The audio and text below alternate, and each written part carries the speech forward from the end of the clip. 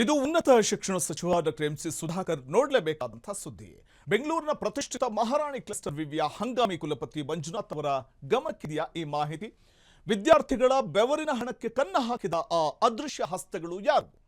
ನಕಲಿ ಬಿಲ್, ನಕಲಿ ಸಹಿ ಬಳಸಿ ಸರ್ಕಾರದ ಖಜಾನೆಗೆ ಕನ್ನ ಹಾಕಲಾಗಿದೆ. ವಿಶ್ವವಿದ್ಯಾಲಯ ಅಂದ್ರೆ ವಿದ್ಯೆ ಕಲಿಯುವಂತಹ ಜಾಗ ಅಥವಾ ಮಾಫಿಯಾ ಅಡ್ಡೇನಾ? ಇದು ಉತ್ತರ ಸಿಗಬೇಕಾಗಿದೆ. ಮಹಾರಾಣಿ ವಿವಿಯಲ್ಲಿ ಬ್ರಹ್ಮಾಂಡ ಭ್ರಷ್ಟಾಚಾರ. ಇದು ಶಿಕ್ಷಣ ಕಾಶಿಯೋ ಲೂಟ್ಕೋರರ ಅಡ್ಡೆಯೋ? ಕುಲಪತಿ ಜಾಣ ಮೌನ, ಶಿಕ್ಷಣ ಮಂತ್ರಿ ಮೌನರಾಗ. ಹೌದು, ಮಹಾರಾಣಿ ಕ್ಲಸ್ಟರ್ ವಿಶ್ವವಿದ್ಯಾಲಯದಲ್ಲಿ ಈಗ ಲೂಟಿ ಬರುವ ಮಿತಿ ಮೀರಿದೆ. ಕಂಪ್ಯೂಟರ್ ಸೈನ್ಸ್ ವಿಭಾಗದಲ್ಲಿ ಹೈಟೆಕ್ ದರೋಡೆ ನಡೆದಿದೆ.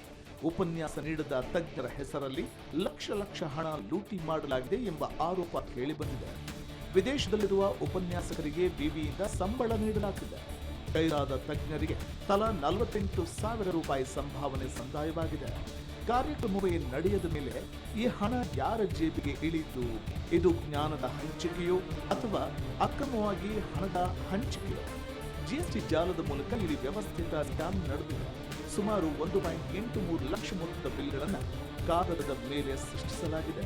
ನಕಲಿ ದಾಖಲೆಗಳಿಗೆ ಜಿಎಸ್ಟಿ ಸೇರಿಸಿ ಸರ್ಕಾರದ ಹಣ ಲೂಟಿ ಮಾಡಲಾಗಿದೆ. ಬರೋಬ್ಬರಿ 2 ಕೋಟಿ ರೂಪಾಯಿ ಹಣ ಅಂದ್ರೆ ಇವರಿಗೆ ತಮಾಷೆಯ? ವಿಶ್ವವಿದ್ಯಾಲಯವನ್ನ ಇವರಪ್ಪನ ಸ್ವತ್ತು ಅಂತ ಅನ್ಕೊಂಡಿದ್ದಾರಾ ಈ ಭ್ರಷ್ಟರು? ಅಕ್ಷರ ಕಲಿಸೋ ಗುರುಗಳೇ ಈ ಅಕ್ರಮಕ್ಕೆ ಸಾಥ್ ಕೊಟ್ಟು ನಾಚಿಕೆಗೇಡು.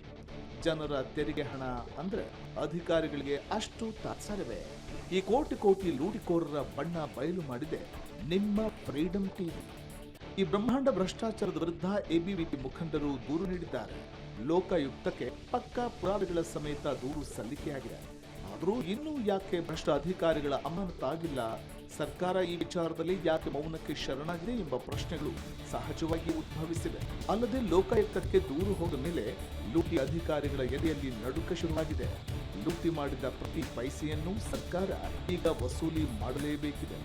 ಸತ್ಯ ಬಯಲಾಗುವವರೆಗೆ ಫ್ರೀಡಂ ಟಿವಿ ಈ ಹೋರಾಟ ಬಿಡುವುದಿಲ್ಲ. ಒಟ್ಟಾರೆ ಶಿಕ್ಷಣ ವ್ಯವಸ್ಥೆ ಉಳಿಬೇಕಾದ್ರೆ ಇಂತಹ ಕಳ್ಳರನ್ನ ಜೈಲಿಗಟ್ಟಲೇಬೇಕು. ಹಂಗಾಮಿ ಕುಲಪತಿಗಳು ಈ ಲೂಟಿಕೋರರ ಹಿಡಿವಳಿ ಕಟ್ಟುವುದು ಯಾವಾಗ? ಸಚಿವರು ಈ ಹಗರಣದ ಬಗ್ಗೆ ತನಿಖೆಗೆ ಆದೇಶಿಸುತ್ತಾರ? ಮಹಾರಾಣಿ ವಿವಿಯ ಪಾವಿತ್ರ್ಯತೆ ಕಾಪಾಡಲು ಈಗ ಕಠಿಣ ಕ್ರಮದ ಅಗತ್ಯವಿದೆ. ಅಕ್ರಮದ ಅಸಲಿ ರೂವಾರಿಗಳು ಯಾರು ಅನ್ನೋದು ಜಗತ್ತಿಗೆ ತಿಳಿಯಲೇಬೇಕು. ಲೂಟಿಕೋರರ ವಿರುದ್ಧ ಕ್ರಮ ಆಗೋವರೆಗೂ ನಮ್ಮ ಈ ಹೋರಾಟ ನಿಲ್ಲೋದಿಲ್ಲ. ಇದು ವಿದ್ಯಾರ್ಥಿಗಳ ಭವಿಷ್ಯದ ಪ್ರಶ್ನೆ. ಇದು ಸಾರ್ವಜನಿಕರ ಹಣದ ಲೆಕ್ಕ. Metro bureau, freedom TV. ಕ್ಷಣದ ಸುದ್ದಿಗಳಿಗಾಗಿ ಫ್ರೀಡಂ ಟಿವಿ ಸಬ್ಸ್ಕ್ರೈಬ್ ಮಾಡಿ, ಲೈಕ್ ಮಾಡಿ ಹಾಗೂ ಫಾಲೋ ಮಾಡಿ.